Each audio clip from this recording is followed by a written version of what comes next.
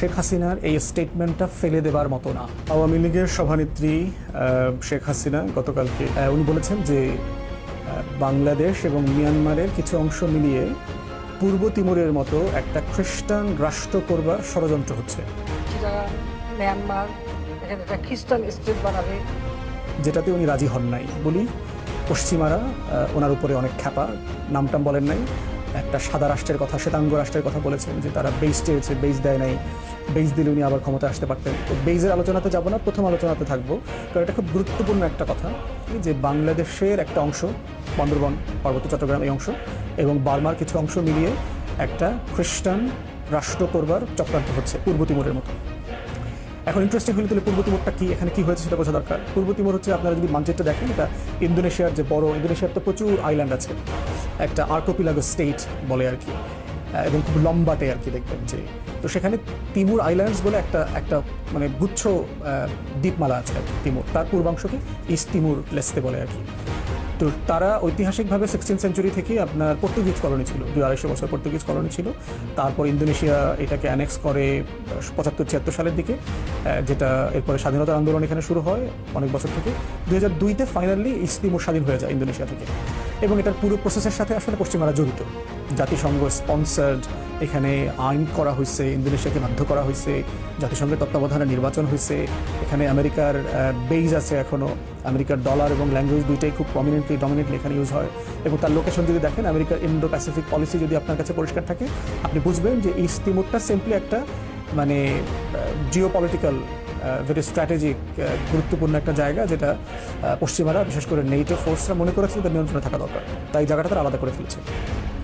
এবং এটা সাইজে ধরেন বাংলাদেশের 10 ভাগের 1 ভাগ, 5000-6000 স্কোয়ার বর্গ মাইল, জনসংখ্যাও কম, 13-14 লাখ জনগোষ্ঠী, 97% হচ্ছে খ্রিস্টান, তারা ক্যাথলিক।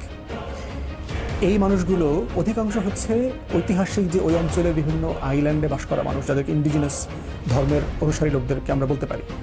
সাডেনলি 2002 সালে এসে 97% মানুষ খ্রিস্টান হয়ে গেল কীভাবে? একটা হচ্ছে যে আপনি পর্তুগিজ কলোনি, একটা বড় জায়গা, যে পর্তুগিজরা ধরেন ব্রাজিল দখল করে তো ব্রাজিলের খ্রিস্টান বানায় ফেলছে, পুরো জনগোষ্ঠী ইন্ডিজিনাস যে জনগোষ্ঠী ছিল তাদেরকে খ্রিস্টান কনভার্ট করে ফেলছে। তো এটা একটা জায়গা। দ্বিতীয়ত হচ্ছে যে স্বাধীন হওয়ার পরেও, ইন্দোনেশিয়ার সাথে থাকার পরেও এখানে খ্রিস্টান মিশনারি এনজিওগুলো খুব ব্যাপকভাবে কাজ করেছে, পাড়ায় পাড়ায়, মহল্লায় মহল্লায় আপনার ওদের চার্চ করা, তারপরে সামাজিক সুযোগ সুবিধা দেওয়া, এগুলো করেছে, এগুলো করে তারা লোক কনভার্ট করেছে। একই রকম একটা ঘটনা, যদিও আওয়ামী লীগের সভানেত্রী এটা বলেন নাই, কিন্তু গত মানে ইস্ট তিমুরেরও পরের ঘটনা, এরকম একটা ঘটনা ঘটেছে দক্ষিণ সুদানে।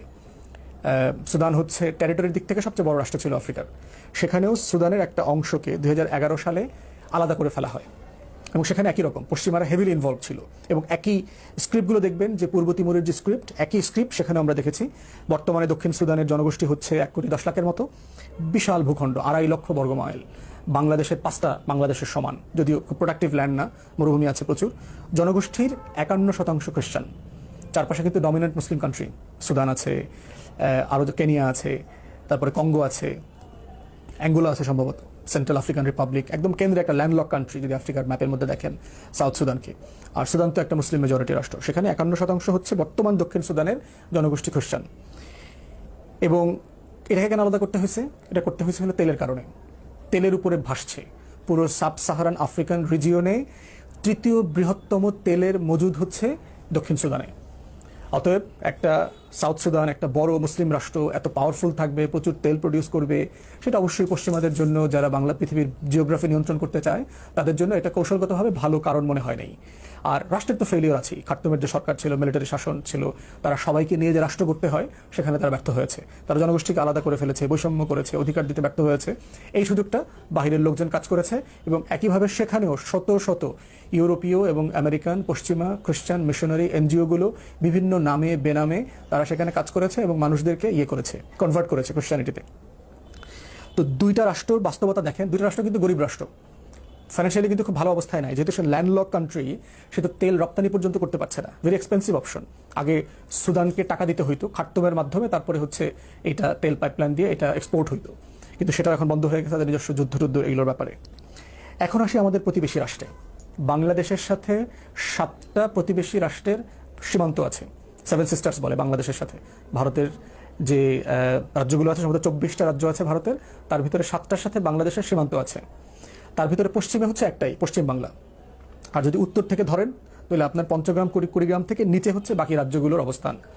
এবং আমাদের যে বান্দরবন এবং রাঙামাটির যে পার্বত্য চট্টগ্রামের যে সীমানা আছে, এখান থেকে যদি উপরের দিকে যেতে চান, শুরুতেই হচ্ছে আপনার পূর্বে হচ্ছে আমার মিজোরামের সীমান্ত আছে, ভারতের মিজোরাম রাষ্ট্রের বড় সীমান্ত আছে। তারপরে হচ্ছে আপনার মণিপুরের সীমান্ত আছে, উপরে মেঘালয় আছে আপনার, সেই মৌলভীবাজার সুনামগঞ্জ অঞ্চলের সাথে দেখবেন যে মেঘালয়ের সীমান্ত আছে। ভারতে 4টা রাজ্যে খ্রিস্টান পপুলেশন হিউজ, 4-5টা রাজ্যে, তার ভিতরে 3টাতে হচ্ছে মেজরিটি। তার ভিতরে দেখেন মিজোরামের 86% জনগোষ্ঠী হচ্ছে খ্রিস্টান, এবং আমাদের সাথে তার বাউন্ডারি আছে মিজোরামের সাথে, আপনার বান্দরবন রাঙামাটির সাথে। দ্বিতীয়ত হচ্ছে আপনার মেঘালয়ের জনগোষ্ঠীর 75% হচ্ছে খ্রিস্টান। মেঘালয় কোথায়? ওই যে আপনার সিলেট, মৌলভীবাজারের সুনামগঞ্জের ওই কোনায় মেঘালয়ের পাহাড়ের সাথে তাদের বাংলাদেশের সীমান্ত আছে, লম্বা সীমান্ত আছে। তারপরে হচ্ছে নাগাল্যান্ডের 87% হচ্ছে খ্রিস্টান।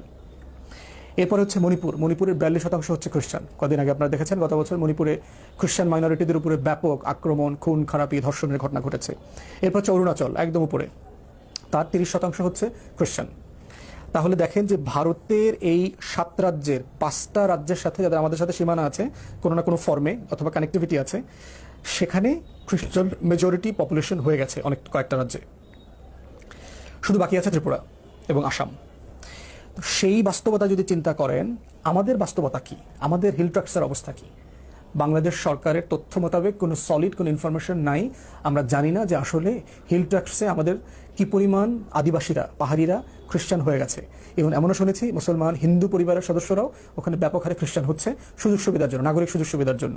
পাহাড়ের সেই যেখানে মানে দুর্গম গিরিপথ, সেখানে যাবার রাস্তা নাই, পথ নাই, সেখানে খ্রিস্টান মিশনারিরা গিয়ে রাস্তা করে দিয়েছে, বাসা করে দিয়েছে, হাসপাতাল তৈরি করেছে, গির্জা করেছে। যে ভাষায় কথা বলে মাত্র 300 লোক, সেই ভাষাতেও বাইবেলের অনুবাদ করে দেওয়া হয়েছে, ট্রান্সলেশন করে দেওয়া হয়েছে। এই লেভেলে এনজিওরা নামে বেনামে মিশনারি কাজ করছে বাংলাদেশে। এবং বিশাল জনগোষ্ঠী ধরে নেওয়া হচ্ছে আমাদের নন বাঙালি যে জনগোষ্ঠী আছে, তাদের মেজরিটি ইতিমধ্যে খ্রিস্টান হয়ে গেছে আমাদের হিল ট্রাক্টসে, পার্বত্য চট্টগ্রাম, খাগড়াছড়ি, বান্দরবন, রাঙামাটি, এই জায়গাগুলোতে। এখন এই পুরোটা যোগফলের কনসিকুয়েন্স কি? আপনি যদি ভারতের সীমানা ধরে চিন্তা করেন, যেগুলো খ্রিস্টান মেজরিটি হয়ে গেছে, মিজোরাম, মণিপুর, নাগাল্যান্ড, এরা বাংলাদেশের পার্বত্য চট্টগ্রাম অংশ। এরপরে হচ্ছে বার্মার অংশটা যোগ হচ্ছে এখানে, যেখানে রাখাইনকে অলরেডি জেনোসাইডের তত্ত্বাবধানে অলরেডি খালি করে ফেলা হয়েছে। অতএব সেই বাস্তবতায় যদি ইস্ট তিমুর এবং দক্ষিণ সুদানের অভিজ্ঞতা আমরা সামনে রাখি, শেখ হাসিনার এই স্টেটমেন্টটা ফেলে দেবার মতো না। বিভিন্ন কারণে আমরা তাকে পছন্দ করি না। বাংলাদেশের স্বৈরশাসন কায়েমের নায়ক তিনি, নায়িকা তিনি এই দেশটাকে মানে প্রত্যেকটা প্রতিষ্ঠান ধ্বংস করে দিয়েছেন।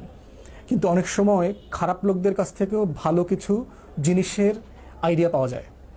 সেই জায়গা থেকে হচ্ছে আমাদের নাগরিক হিসাবে এটা বিবেচনার দাবি রাখে যে আসলে বান্দরবনের যে সাম্প্রতিক যে সংকটগুলো চলছে, সেই সংকটগুলোকে সামনে রেখে শেখ হাসিনার মন্তব্য এবং দুনিয়ার অন্যান্য জায়গাতে যেগুলো হয়েছে সেগুলো মাথায় রেখে সিরিয়াসলি ভাবা দরকার যে চিটাগং হিল ট্রাক্টসের স্বাধীনতা, সার্বভৌমত্ব কোথায় গিয়ে দাঁড়াচ্ছে।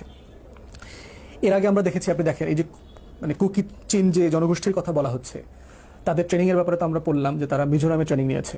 শতাধিক লোক মিজোরামে গিয়ে ট্রেনিং নিয়েছে। মিজোরামে কারা তাদেরকে ট্রেনিং দিয়েছে? মিজোরামের কি ইন্ডিয়ান সরকার তাদেরকে ট্রেনিং দিয়েছে, না ওখানকার খ্রিস্টান জনগোষ্ঠী তাকে ট্রেনিং দিয়েছে? ট্রেনিং দিয়ে তারা আসলে কি করতে চায়? ভারত যদি এদেরকে দিয়ে বান্দরবন, রাঙামাটিকে অস্থির করতে চায়, এটার বেনিফিট কি আসলে সে নিতে পারবে লং টার্মে? এই ক্রিটিক্যাল কোয়েশ্চেনগুলো আমাদেরকে করা দরকার। আমাদের কাছে যেহেতু তথ্যের ঘাটতি আছে, আমরা কোনো কনক্লুশনে এই মুহূর্তে পৌঁছতে পারছি না।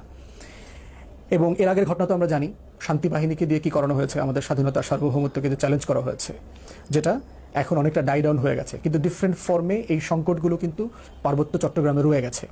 এখন করণীয় কি? এটা তো একটা সলিড সলিউশন আসতে হবে, কারণ এই মানুষগুলো বাংলাদেশের নাগরিক। পার্বত্য চট্টগ্রামে যে পাহাড়ি জনগোষ্ঠীগুলো আছে, যে গোত্রগুলো বাস করে, তারা সবাই বাংলাদেশের নাগরিক এবং সংবিধান মোতাবেক তার সংস্কৃতি, ভাষা, ধর্ম, তার যে অধিকার আছে, সবকিছু ভোগ করবার শতভাগ ন্যায্য অধিকার তার আছে, এবং তাকে সে অধিকার দিতে হবে কোনো না কোনো ফর্মে। তো সেই ক্ষেত্রে আমাদের করণীয় কি? আমরা মনে করি করণীয় হচ্ছে এই জনগোষ্ঠীকে মূল ধারায় নিয়ে আসতে হবে। তাকে প্রয়োজনে অ্যাফার্মেটিভ ডিসক্রিমিনেশনের মাধ্যমে, মানে ইতিবাচক বৈষম্য করে তার পক্ষে, ধরেন সে একটা বিশ্ববিদ্যালয়ে ভর্তি হওয়ার যোগ্য না, সে একটা স্কুলে ভর্তি হওয়ার যোগ্য হয়নি এখনো, তারপরে তাকে ভর্তি করানো, সে ক্লাসে পাশ করতে পারছে না, তারপর তাকে পাশ করিয়ে দেওয়া, তাকে মূল ধারায় নিয়ে আসা, তাকে শিক্ষা চাকরি উপযোগী করা, তাকে ব্যবসার প্রণোদনা দেওয়া, তাকে তারা খুবই মানে অবর্ণনীয় জীবনযাপন করেন, তাদেরকে ভালো অ্যাকোমোডেশনের ব্যবস্থা করে দেওয়া। তারা যদি সমতলে থাকতে চায়, তারা যদি রাজি হয়, তাহলে সমতলে ভালো আবাসযোগ্য বা থাকার জায়গা তাদেরকে করে দেওয়া দরকার। তারা যদি পাহাড়ে থাকতে চায়, যেভাবে থাকতে চায়, তাদেরকে কমিউনিটি ওয়াইজ তাদেরকে সেভাবে থাকার জন্য সবচেয়ে সুন্দর বন্দোবস্ত করে দেওয়া দরকার। তাদের নিরাপত্তা সেফগার্ড করা দরকার। তাদের ছেলে মেয়েদেরকে ভালো স্কুল কলেজে এনে বোর্ডিংয়ে রেখে লেখাপড়া করে জীবন মান যেন উন্নয়ন করা যায় আগামী 5 বছর, 10 বছর, 15 বছরে।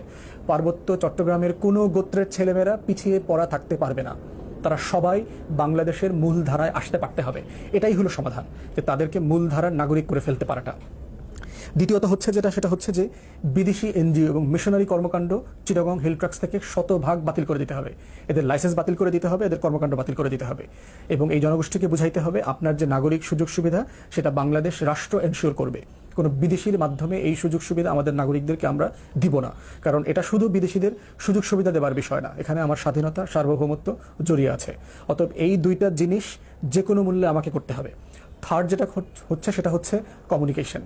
এই ঘটনাগুলোর মধ্য দিয়ে যেটা হচ্ছে, গোত্রের এবং বিভিন্ন যে ট্রাইবাল পিপল আছে তাদের সাথে রাষ্ট্রের দূরত্ব তৈরি হচ্ছে, ভুল বোঝাবুঝি তৈরি হচ্ছে, এবং অন্য তৃতীয় ফোর্স তাদেরকে ভুল বুঝাবে, বাংলাদেশের বিরুদ্ধে তাদেরকে খেপিয়ে তুলবে, অস্ত্রের কথা বলবে, স্বাধীনতার কথা বলবে, বিচ্ছিন্নতাবাদিতার কথা বলবে। এই ব্যাপারে তাদের সাথে নেগোশিয়েট করা, আলোচনা করা, ডায়ালগ করা, তাদেরকে বোঝানো যে আপনার বেটার অপশন হচ্ছে এটাই, যে আপনি বাংলাদেশের সাথে থাকবেন, আপনার সকল সুযোগ সুবিধা এটার মাধ্যমে অর্জিত হবে এবং সেটা অর্জন করা সম্ভব।